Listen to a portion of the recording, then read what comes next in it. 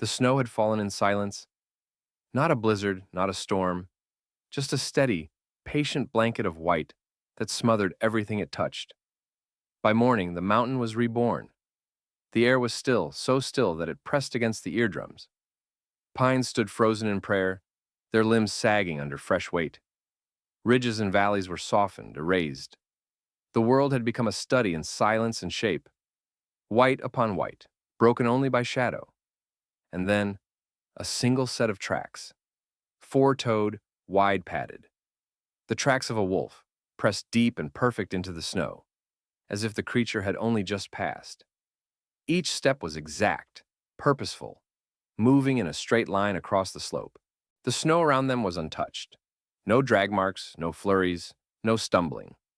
The wolf had been alone, focused. A gust of wind rose, then died. The tracks remained. The wolf itself was still visible in the near distance, a gray phantom against the white. It moved slowly, not with caution, but with deliberate restraint, the way an animal moves when it knows the world has become dangerous in ways it can't quite name. Its head stayed low, ears pivoted like antennae, nose constantly testing the air. The scent of pine and ice clung to the forest ahead, but something else too. Faint, metallic, wrong. The wolf paused once, nostrils twitching. It didn't growl, it didn't retreat, but its body shifted, tense, absorbing a signal no human could sense. Behind it, the slope rose steeply. Above that, cliffs, snowfields, cornices sculpted by wind. High up, something fractured. A crack. Distant, barely audible. The wolf did not turn its head, but it began to move faster. Each paw sank deeper now as the snow subtly changed underfoot. The crust cracked in new ways. Somewhere overhead, the mountain had begun to hold its breath. The wolf reached the tree line, a jagged mouth of darkness at the forest's edge, and without a sound, vanished into the pines. Seconds later, the mountain exhaled. The pines shuddered before the wind came. For a moment, everything stood still. The trees were tall, black columns under the weight of snow. Each branch bowed in silence, as if listening. The wolf was already deep within the woods, its shape ghosting between trunks, leaving only flickers of motion and the faint sound of crunching beneath its paws. Then, the wind arrived. It didn't howl or scream, not yet. It slid in, low and strange, curling through the branches like breath across glass. It carried no scent at first, only cold, but a different kind of cold. Not the sharp sting of alpine air, but the flat, hollow chill of something rising from within the mountain itself. The snow on the upper slopes shifted. Not much, just a settling, a slide, a whisper of weight reconsidering its place. Far above the forest, white ridges gleamed in filtered sun, still pristine to the eye. But deep beneath them, in cracks and chasms older than trees, pressure was building. The wolf paused. It stood on a small rise among the trees, panting lightly, tongue steaming. Its ears perked, nose twitching. Something felt off. The kind of sensation that had no sound, no shape. Just a subtle disruption in the rhythm of the land. The wolf turned its head, staring back toward the open slope it had crossed. All seemed still, but the wind had changed. It hissed now, thin and high, almost a whistle. The trees responded. A long moan rolled through their trunks, the sound of bark tightening, snow loosening, sap shifting in the cold. Insects buried deep in bark stirred uneasily. A squirrel chattered once sharply, then fled down into its hollow. Birds lifted from the trees in silence, not in panic, but with eerie coordination, as if something had passed between them, a signal, a warning. The wolf moved again, faster. It no longer hunted, it no longer watched. It was trying to get deeper, farther, lower. And still the wind blew, not in gusts, but in pulses, as if it was breathing through the trees. Far above, a second fracture cracked the silence, not sharp, not loud, but unmistakably wrong. Something had shifted. The slope had spoken. The hollow wind curled through the forest once more.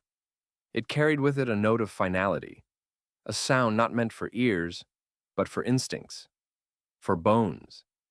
And the wolf, without looking back, vanished deeper into the pines. The forest was alive, but no longer speaking. The wolf moved deeper into the trees, weaving through a narrow trail barely wide enough for its body. Snow clung to low branches, sagging with weight. Every step it took was precise, careful, but faster now. No longer the slow, deliberate movement of a predator, but the measured urgency of something leaving behind a place it no longer trusted. The air had changed again. It was thick, too still, and the silence was not peaceful. It was strained, as if everything in the forest, from root to canopy, was holding its breath. No wind, no birdsong. Even the usual soft ticking of snow shifting from branches had ceased. A sudden cry cut through the stillness. A jay, sharp and unnatural. The wolf paused. It didn't turn its head, but its ears tilted toward the sound. The bird went quiet just as quickly as it had spoken. The wolf stood still, chest heaving slowly, vapor curling from its nostrils into the air. There was no fear in its eyes, but something else. Alertness sharpened into instinct. The ground beneath the snow felt different now. Not in appearance, still soft white over crusted layers, but in texture. With every paw step, the wolf could feel subtle give beneath the surface, as though the snow was no longer fused to the mountain, but floating just above it. Dampness gathered below. The forest floor, hidden under the powder, had begun to shift in character. It wasn't melting, but it was no longer fully frozen. Far above the treetops, the ridge loomed unseen. There, along the steep slope, the fracture deepened. The pressure of the winter had built for weeks. Snowfall upon snowfall. Storms compressed into layered weight. And now, the balance had tilted. A faint settling sound passed through the rock, like a sigh, too deep to echo, too quiet to be heard, but enough to reach the bones of the land. The wolf moved again. Faster. Still no panic, but every muscle in its body now seemed primed for something it couldn't name.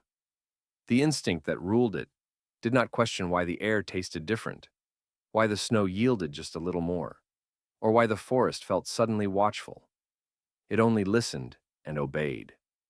A small animal, a squirrel, dashed across the path ahead, its fur sleek with moisture, its breath visible as it skittered up a tree and vanished. The wolf didn't chase. It barely noticed. Somewhere behind, high above the slope, a delicate cornice groaned.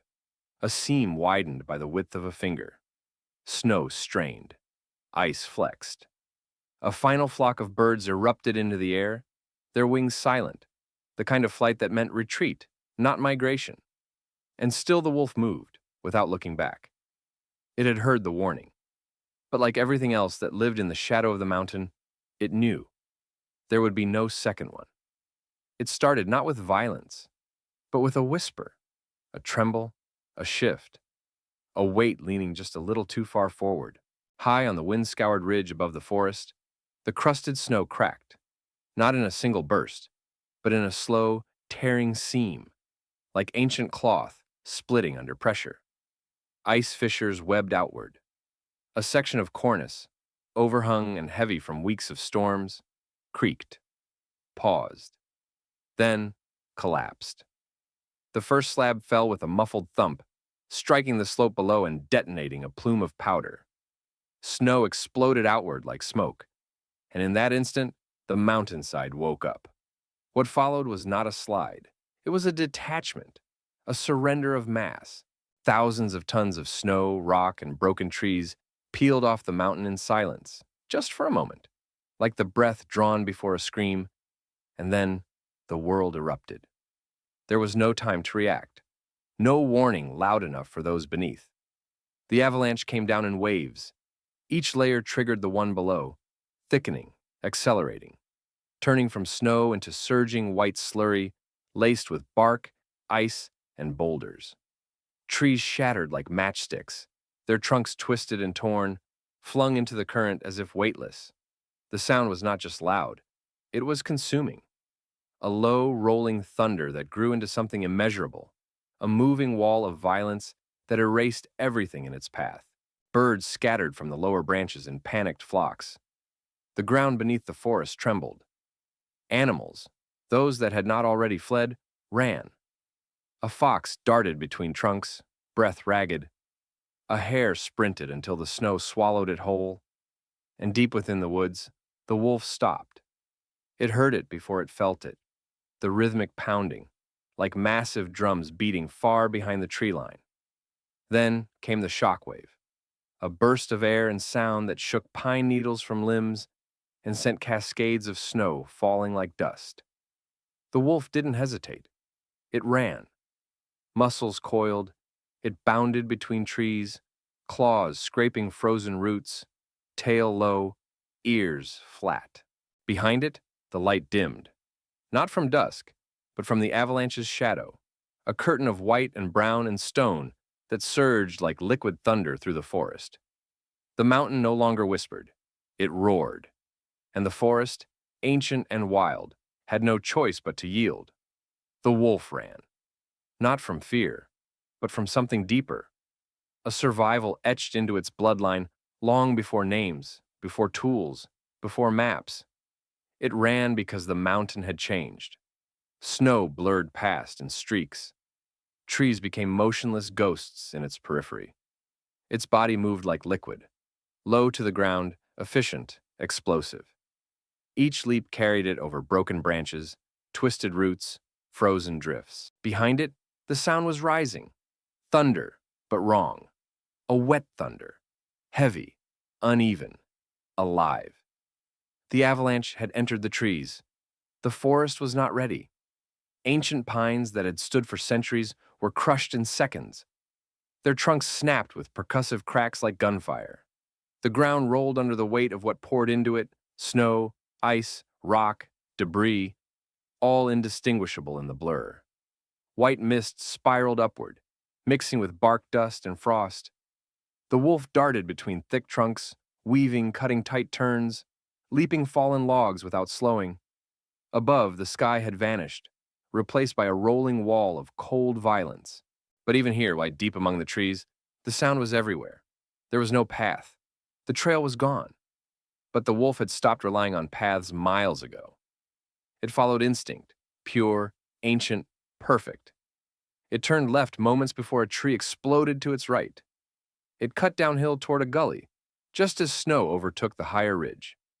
For a brief moment, it dove through underbrush and vanished into shadow.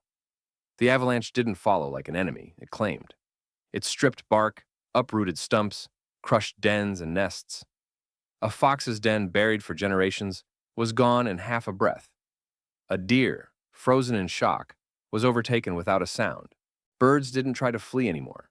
They crouched, wings pressed to sides, hoping the forest would hold. It didn't. The air thickened. Breath was hard to pull. Mist replaced sky. And then, suddenly, the slope began to flatten. The land widened. The forest deepened. The roar fell away, not completely, but enough. The force of the avalanche began to disperse, losing momentum as it spilled into lower terrain. The wolf burst into a clearing ringed by gnarled trees and halted, panting. Silence returned in pieces. Branches dripped. Snow settled. No birds sang. The wolf stood in the center of the clearing, flanks heaving, ribs visible beneath its coat. Its eyes scanned the tree line behind. Nothing moved. Only a faint white haze lingered where once there had been motion. And behind that haze, ruin. But the wolf was alive. And the forest. The forest had held its breath and barely survived. The roar was gone. Not faded, not retreated. Gone. In its place came a silence so absolute it felt unnatural. Not peace, but the hollow quiet that follows devastation. The kind of silence that absorbs sound instead of allowing it. No birds called, no trees creaked, no wind moved. The forest was no longer a place of living things. It had become a monument to impact. Where once stood the slope, there was now a vast scar of white and ruin. The avalanche had ripped away trees by their roots, scraped boulders bare, shattered everything that dared resist. The path it carved was wide, unnaturally clean. a river of compressed ice and debris. Steam still rose from the churned snow, a ghost of heat released from the collision of force and earth. A rabbit's foot stuck up from the powder. A snapped antler jutted from a fallen branch. Silhouettes beneath the snow hinted at motion stilled forever. At the edge of the devastation, just within the surviving line of trees, the wolf waited. It stood still, muscles twitching from exertion. Steam curled from its flanks. Its coat was dusted with frost, but blood, none of its own, streaked its leg. Its eyes were locked on the open channel the avalanche had cut through the forest. Not with fear, with calculation. Listening, watching, sensing. Because something else had changed. Not just the land, the balance. The mountain had shifted. And even in its stillness now, something beneath the snow remained awake. The wolf stepped forward slowly, placing each paw with caution. The snow was deeper here, unnatural in texture, dense and uneven. A step too quick, and it would collapse. But it knew. It felt where to walk. Its nose lowered, inhaling the churned scent of earth, sap, crushed moss, and distant rot. Not decay, not yet, but the beginning of it. Life had been taken, and the forest knew it. Above, clouds drifted past a pale sun. No heat touched the ground. A crow landed on a broken limb nearby. It cawed once, loud, then quiet again. The sound echoed for too long. Even the birds didn't know what to make of the aftermath. The wolf turned away. It did not linger. There was no mourning in its stride, only instinct. It had seen death before. But something about this was different. The avalanche had not been random. It had waited. And then, as the wolf crossed that final ridge, it chose to fall. The sun never broke through. Hours had passed since the avalanche, but the light above remained diffused. A thin silver glow stretched behind layers of cloud and mist. The mountain, once proud and motionless, now seemed changed, as if it had aged all at once. Its face was scarred, its breath stilled, but its silence was not empty. It was deliberate.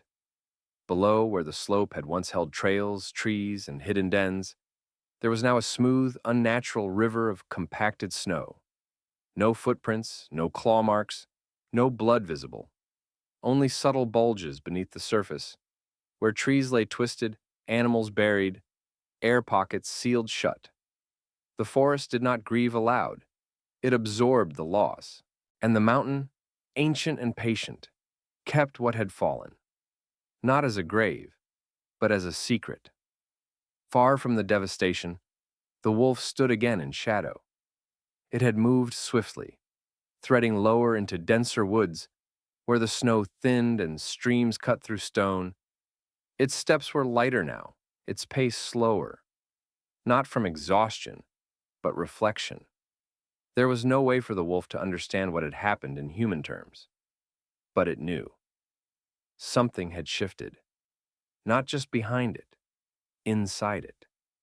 The land no longer felt predictable.